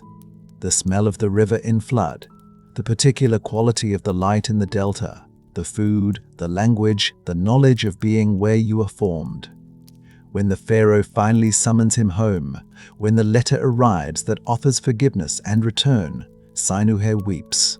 He weeps the way a person weeps when something they had stopped believing possible becomes suddenly real. He makes the journey, he arrives. He is given a house and servants and a place in the order of things, and he prepares to die in the country that made him, in the soil that will hold his body in the way he has always, despite everything, wanted to be held. This is not the literature of a civilization that knows only abundance. This is the literature of a people who have learned that what they have can be lost, and who have spent that knowledge into something lasting. Sinuhe is a psychologically complete human being. He doubts, he grieves, he is afraid, he wants. The Old Kingdom built the Great Pyramid, which is an argument about permanence. The Middle Kingdom wrote Sinuhai, which is an argument about longing, and longing is only possible when permanence has already been called into question. There is another text, darker and stranger, that the Middle Kingdom also produces. A man in despair addresses his own soul and argues for death. His soul argues back, not with the consolations of theology, but with something closer to skepticism. A suggestion that the afterlife's promises may not hold, that the elaborate architecture of Egyptian mortuary belief may be, in the end, an architecture of hope rather than certainty. The dialogue of a man with his soul does not resolve. It does not arrive at comfort. It sits with its own unease and asks the listener to sit with it too. This is a civilization that has watched the Pyramid Age end and the intermediate period grind through its decades of disorder, and it has come out the other side with a literature that does not insist on easy answers because it has lived through too much to believe in them. What the Middle Kingdom discovers, and what gives it its particular quality of tempered illumination, is that doubt is not the enemy of civilization. It is, perhaps, the sign of a civilization mature enough to survive its own history. The Old Kingdom did not doubt because it had not yet accumulated enough loss to require doubt. The Middle Kingdom has earned its uncertainty, the way Sinuhe earns his homecoming, through long absence, through the slow accumulation of years spent living with what cannot be recovered, and through the decision, made again and again in small ways, to keep building anyway. The terraced colonnades at Deir el-Bahri step upward in the afternoon light, and the cliff receives them. The canal water moves through the restored basins, and the fields drink. The appointed official reads his orders from the capital and carries them out, not because his grandfather carried them out before him, but because the crown requires it, and the river requires it, and the collective life of the valley requires it, and he is part of that collective life whether he has chosen to be or not. Later, Egyptians will look back across the centuries and name their golden ages. They will look at Giza and feel something close to awe, a recognition that their ancestors were capable of things they cannot fully explain and cannot fully replicate. But when they imagine the civilization they would most want to inhabit, the one that feels most recognizable, most human, most like something they could understand from the inside, they will think of the Middle Kingdom. Not the pyramid builders whose confidence is too vast and too complete to feel entirely like their own. The Middle Kingdom, which built its temples knowing how quickly temples can fall, which wrote its literature knowing how quickly certainty dissolves, which organized its bureaucracy with the memory of chaos still present in the administrative decisions being made. A civilization that earned its achievements through loss rather than inherited them through abundance. There is a particular kind of wisdom that cannot be taught. It can only be lived, and it leaves its mark on everything a people builds and writes and organizes and believes. The Middle Kingdom carries that mark in its colonnades, in its fortresses, in its appointed officials, in its stories of exiles who find their way home. It carries it in the questions it is willing to ask and the comfort it is willing to forgo in the asking. The river does not distinguish between the kingdoms it nourishes. It floods in the year of Mentuhotep as it flooded in the year of Khufu. The silt settles with the same indifference over the foundations of the tempered and the magnificent alike. But there is something in the water this season that feels different. Quieter, perhaps, or more honest, or simply more like the sound of a voice that has been through something and is still speaking. It carries you now, that current, southward and then northward, the way the river carries everything, gently, without insistence, in the direction it has always known.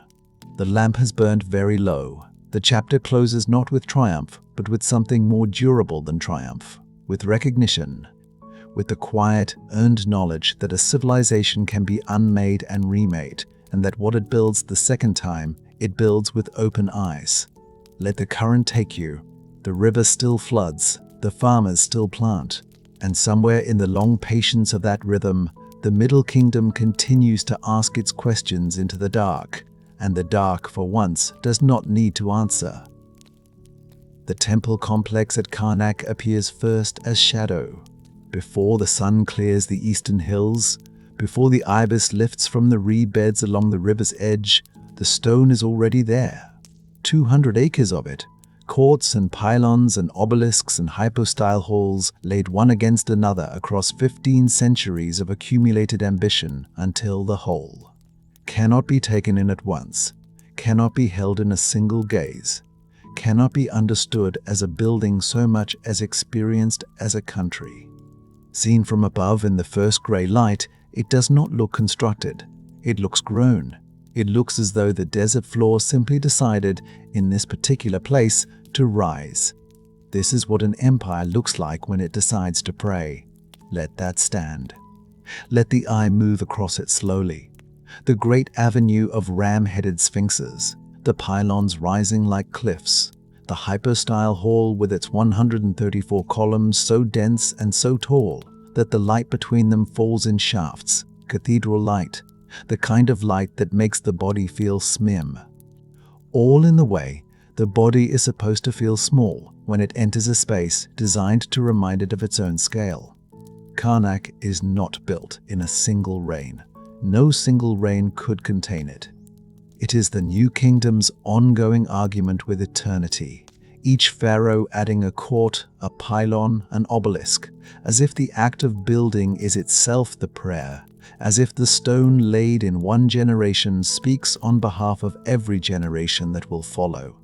But to understand what the New Kingdom is building toward, you must first understand what it is building away from. The wound is approximately 100 years old.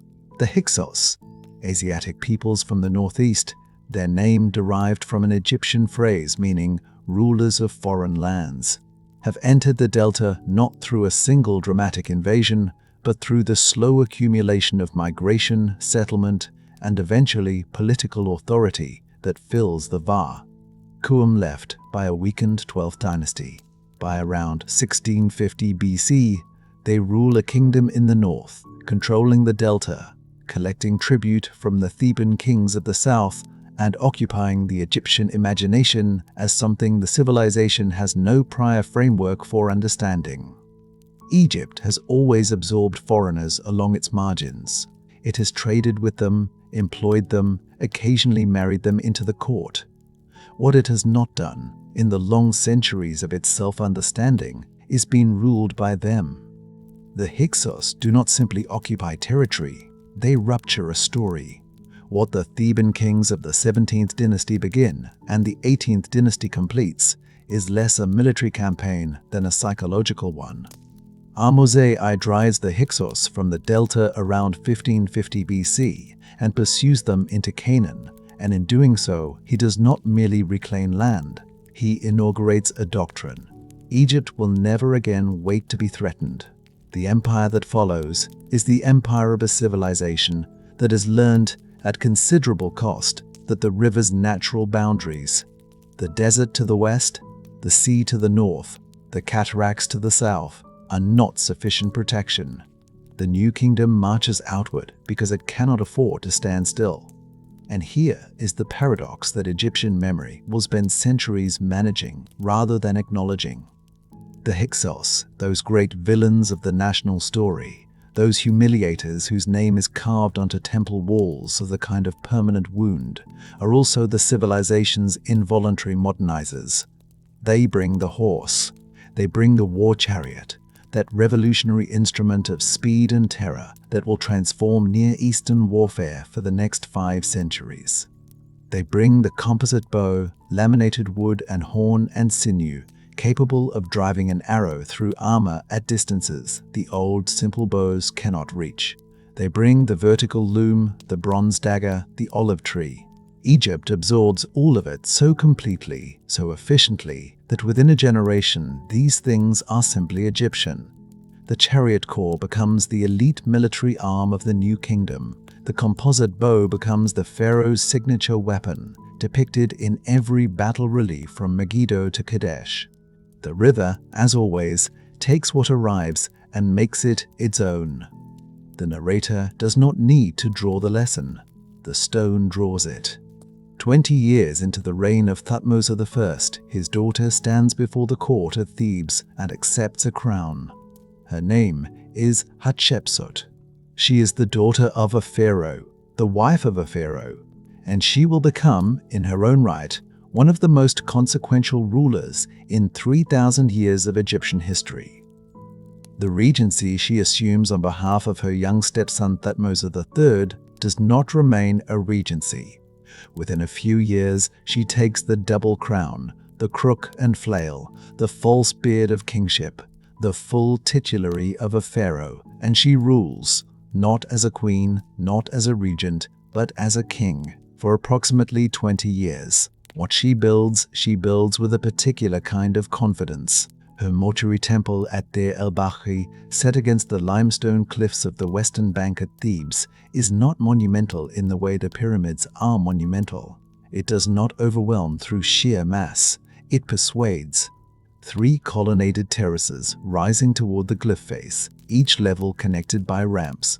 The whole structure in conversation with the natural geometry of the rock behind it, in a way that makes the building and the mountain seem like a single intention.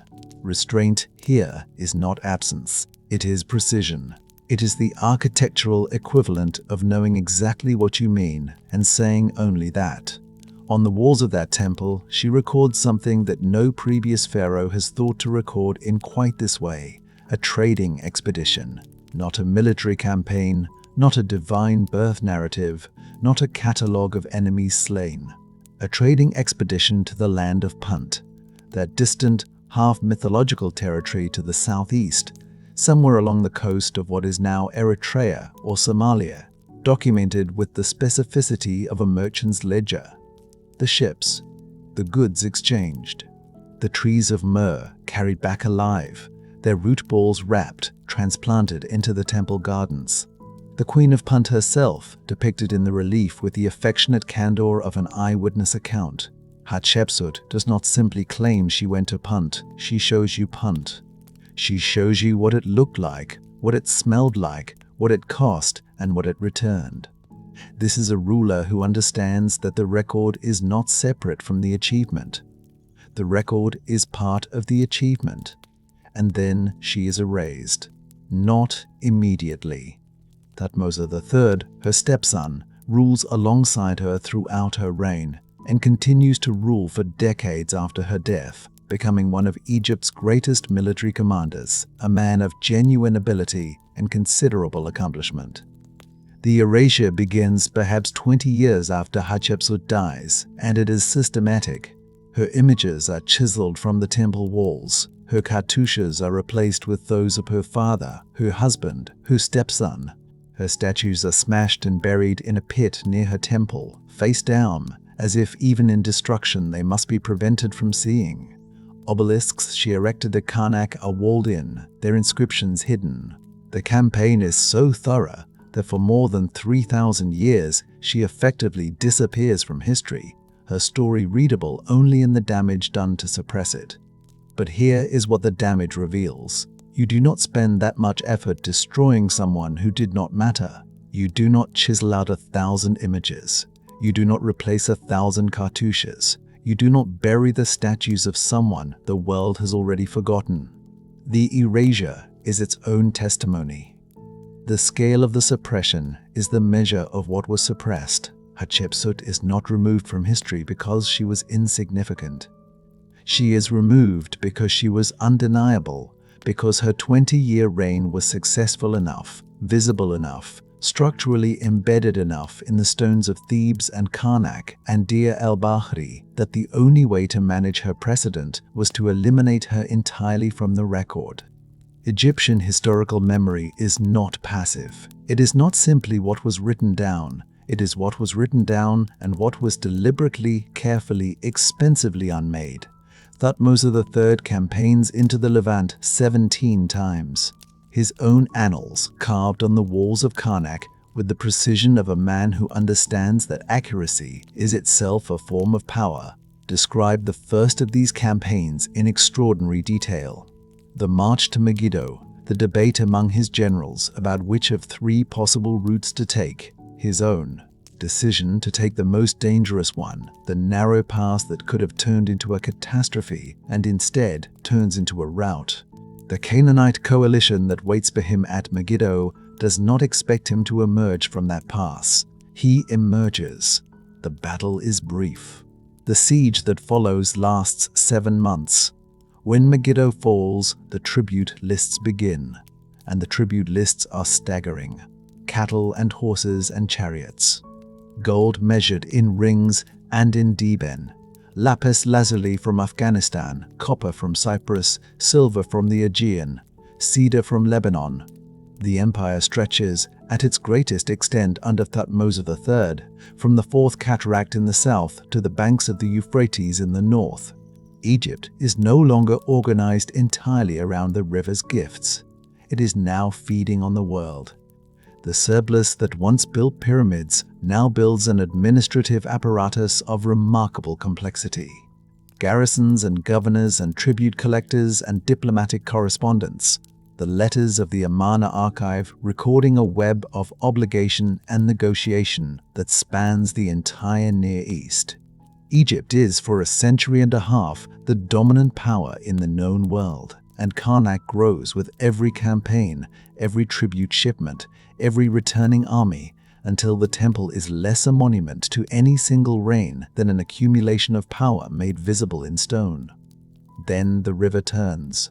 Amenhotep IV takes the throne around 135-3 BC, and within a few years begins dismantling the world he has inherited. He closes the temples. He disbands the priesthood of Amun, that enormously wealthy, enormously powerful institution that has grown alongside the empire until it rivals the crown itself in land and influence. He changes his name to Akhenaten, he who is effective for the Aten, and declares that there is only one God, the sun disk, the Aten, and that he, the pharaoh, is its sole intermediary. He builds a new city from nothing on a virgin site in Middle Egypt, a place where no previous god has been worshipped, and he calls it Akhetaten, the horizon of the Aten. We call it Amarna. What he does there in the 17 years of his reign is both extraordinary and catastrophic. The art changes. The rigid, formal canon that has organized Egyptian representation for 1500 years loosens into something stranger, more intimate, more physically specific. The royal family is depicted with elongated skulls and swollen hips, and the ordinary tenderness of people who actually live in bodies. Akhenaten is shown kissing his daughters, bouncing them on his knee, sitting in the sun with his wife Nefertiti in attitudes of domestic ease that no pharaoh has permitted to be carved before. There is something genuine here, something that feels like a man trying to see clearly, rather than symbolically trying to strip away the accumulated ritual distance between the divine and the human and arrive at something direct. But the empire does not pause for his vision. The vassal states of the Levant send letter after letter to Amarna, describing encroachments, raids, shifting alliances, the slow erosion of Egyptian authority in the territories Thutmose III spent decades securing. The letters go unanswered, or answered with reassurances that do not arrive as soldiers. The bureaucracy that the Middle Kingdom built and the early New Kingdom refined has become, under the weight of imperial centralization, entirely dependent on the pharaoh's personal engagement. When the pharaoh withdraws into theology, the system does not compensate. It waits, and while it waits, the empire frays. Akhenaten dies around 3036 BC, his city is abandoned within a generation. His temples are dismantled stone by stone, the blocks reused as fill inside the pylons at Karnak, hidden inside the very monument they were meant to replace. His name is chiseled out as Hatshepsut's name was chiseled out, and for the same reason that is never quite the stated reason. The official charge is heresy. The actual charge is the disruption of the collective obligation, the breaking of the covenant between the ruler and the river's logic. Egypt does not punish failure. It punishes the kind of failure that comes from placing one vision, however luminous, above the long, shared, necessary work of keeping the system whole. The ruins of Amarna sit now beneath agricultural fields. The streets are gone. The palace is gone. The great temple to the Aten is gone, except for the ghost of its foundations, readable only from the air or in the careful excavations of archaeologists who spend their careers learning to see what is no longer there. The farmers plant their crops above it each year, and the Nile floods each year, and the silt settles into the furrows above the buried streets of a city that existed for 17 years and has been dissolving back into the earth for 3,000 more. What is it about Egypt that produces, every few centuries, a ruler who places personal vision above collective obligation? The question is not rhetorical, it is structural. The same system that concentrates enough authority to build Karnak, to campaign 17 times into the Levant, to project power to the Euphrates and back, that same concentration held in a single body, a single will, a single obsessive consciousness can turn inward without warning and spend its elf on something the civilization cannot absorb. The pharaoh is always, in theory, the hinge between the human and the divine, the point at which the river's abundance and the cosmic order intersect. When that theory produces Thutmose III, it produces empire. When it produces Akhenaten, it produces Amarna. And Amarna produces the question that the river, as always, declines to answer. The water moves. The stone remains. The farmers who plant above Akhenaten streets do not know whose vision lies beneath their feet, and the river does not tell them. It floods this year as it flooded in his year, as it flooded in the year of Hatshepsut, as it flooded in the year of Thutmose III, counting his tribute in the shadow of a Karnak pylon that is still, even now, adding to itself in the imagination of everyone who has ever stood inside its hypostyle hall, and felt, in the space between those columns, the particular silence of a civilization that built not to be remembered, but to be permanent. And permanence is its own kind of answer, not to the question of Akhenaten, not to the question of Hatshepsut's erasure, or the 17 campaigns, or the wound the Hyksos opened that the New Kingdom spent 2 centuries trying to close. The river does not answer those questions, it carries them. It carries all of it. The chiseled-out cartouches and the buried statues and the unanswered letters from the Levant and the myrrh trees brought back alive in their root balls, and the first pale light falling between the columns at Karnak before anyone else is awake to see it. It carries you now at the end of this long journey through the dark and the quiet and the 3,000 years of silt and intention laid one on top of another until the ground beneath your feet is not ground at all, but history, compacted and patient and still faintly warm from the sun that set of the river, 10,000 years before you arrived to watch it go down. Let the current take you. The stone will still be there in the morning. The river will still be moving. And somewhere beneath the fields, beneath the questions, beneath the long accumulated weight of everything that was built and dismantled and built again, the water finds its level, as it has always found its level, and carries you gently, without argument, into sleep,